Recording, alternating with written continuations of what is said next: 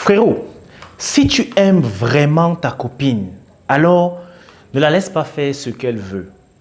Ne la laisse pas prendre des décisions et fermer ta gueule, même si cela te dérange. Parce que la vérité, c'est que le vrai amour est exigeant. Le vrai amour d'un homme a des conditions. Alors, n'autorise pas que ta copine sorte jusqu'à pas d'heure avec des amis, soit disant qu'elle est libre. Non. Malheureusement, la relation a ses priorités, la relation a ses responsabilités et la relation a ses sacrifices. Une femme qui entre dans ta vie pour être en couple avec toi mais veut continuer de mener une vie de célibataire, frérot, ça ne passe pas. Parce que il faut savoir que lorsque tu décides d'aimer quelqu'un, sa vie te concerne aussi.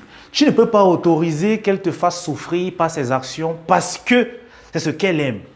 Imagine ta copine sort le soir avec des amis à 23 heures et après un accident arrive, des hommes les interceptent et ça se passe mal. On t'appelle au téléphone à 3 heures pour te dire ta copine a été retrouvée dans un caniveau, abusée. Ta copine a été retrouvée ici, agressée, voire même décédée. Qu'est-ce que tu vas faire? N'autorisez pas ces femmes à faire ce qu'elles veulent. Malheureusement, je vois toujours des hommes qui entrent dans des relations et se taisent et ne fixent pas de conditions, ne sont pas exigeants envers les femmes. Non, ton amour doit se mériter. Tu dois être exigeant. Lorsqu'une femme veut être en relation avec toi, elle a l'obligation et le devoir d'être transparente vis-à-vis de toi. Parce qu'une femme de valeur pour un homme viril, c'est une femme fidèle, c'est une femme loyale, c'est une femme respectueuse et c'est surtout une femme soumise. Ça veut dire que si tu es en couple avec une femme et tu n'as pas, par exemple, accès à son téléphone comme tu le souhaites, tu n'es pas encore en relation avec elle. La femme a le devoir, je dirais même l'obligation d'être transparente avec toi. Si elle est incapable de le faire, alors frérot, elle n'en vaut simplement pas la peine. Et je vous le dis en connaissance de cause. Il y a plusieurs frérots qui se mettent en relation et franchement, ils subissent. Mais est-ce que vous savez que dans la relation, c'est vous qui avez le plus de responsabilités. C'est vous qui devez prendre soin d'elle, c'est vous qui devez faire ci, c'est vous qui devez faire ça. Si vous vous amusez, vous seriez des perdants.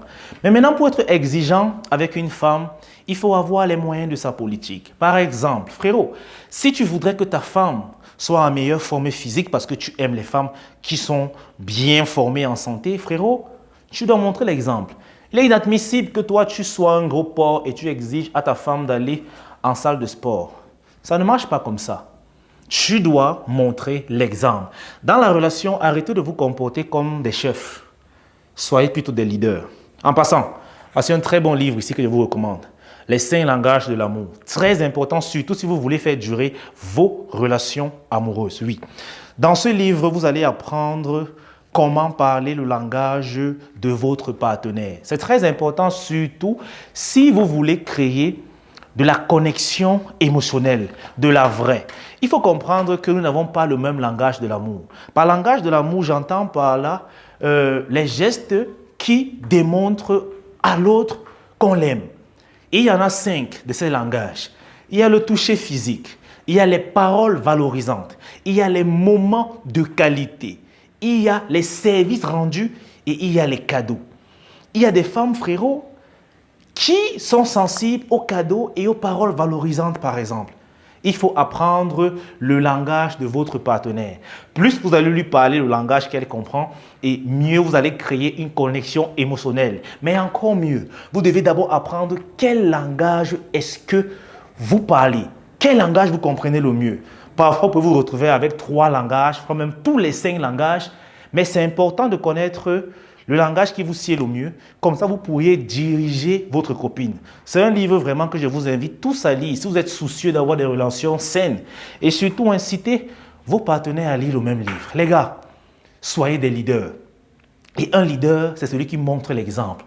Un leader, c'est celui qui montre la voie. Mais surtout, un leader, c'est celui qui n'autorise pas que ceux qui le suivent s'égarent. Donc, les gars, arrêtez de laisser faire les femmes ce qu'elles veulent. Elles doivent faire ce qui est bien pour elles. Et parfois, ça ne leur fera pas plaisir. Parfois, elles auront mal. Mais parfois, il le faut aussi. Soyez des gars exigeants si vous voulez espérer un jour avoir une relation saine et durable. C'est clair, ta copine ne sera pas contente. Elle va même s'énerver.